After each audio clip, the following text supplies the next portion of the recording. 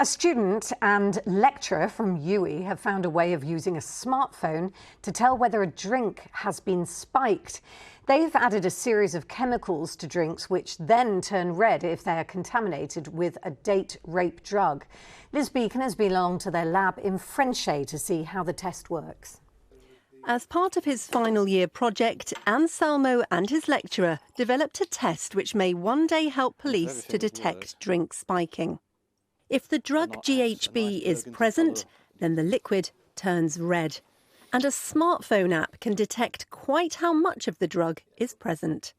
A mobile version of this experiment could be made that could be used in a A&E setting or a police setting to analyse the contents of a drink, to find out at the time if the beverage has been spiked and how much it's been spiked with.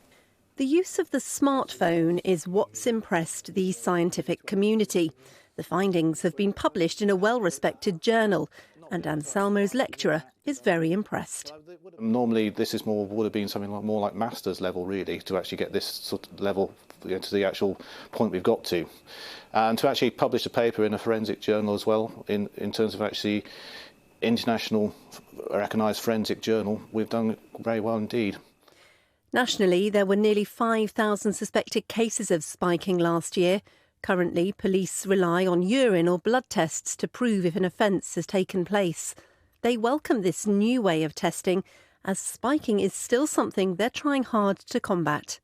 People will call us and report the fact that they think they may have been spiked, but nothing untoward has happened to them. So whether or not it's, hijinks in a nightclub scenario where somebody think it's funny, but it's a really serious matter where if convicted at court, you could face up to 10 years in prison for committing an offence like that. These two scientists won't develop their findings any further at this stage, but they have proved that most of us have mobile laboratories in our pockets, which could be used to spare people from being spiked. Liz Beacon, BBC Points West. Well, we're joined now by Richard Graham, MP for Gloucester. MP, thank you very much for joining us, Mr Graham, sorry. You actually led a debate on spiking in Westminster yesterday, didn't you? What do you want the government to do?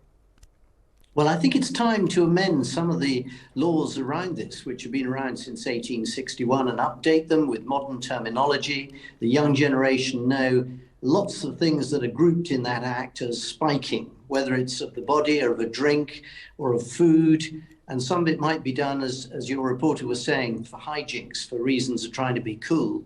We want to capture all of that under a term of spiking, just as we did with upskirting, another modern term, and amend the law. And I think we're making progress. Obviously, yesterday, the government said, no, it's already covered under other laws. It is illegal. And there are a couple of laws that would cover it. So what difference do you think it'll make? Well, the key thing about the existing laws is that they don't use the word spiking. They use all sorts of other things like maliciously administering poison, for example. And I don't think that's what the young generation really think of. They want to be told that spiking is illegal in all its different forms. And we can get that message across loud and clear by putting all the different crimes under one amendment of spiking. Do you think so, though? I mean, it is illegal, and most people would probably think it is anyway, and I'm not sure someone who's got the propensity to do it would understand or know the machinations of a legal term.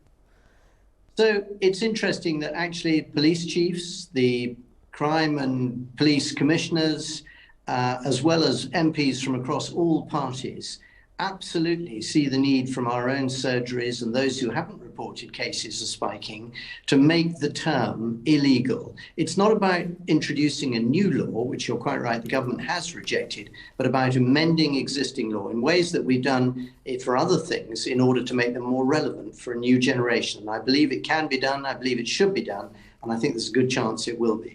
Yeah, and you've certainly said on Twitter today you'll persist until it is. So thank you for joining us to tell us all about it. Thank you, Richard Graham. Thank you.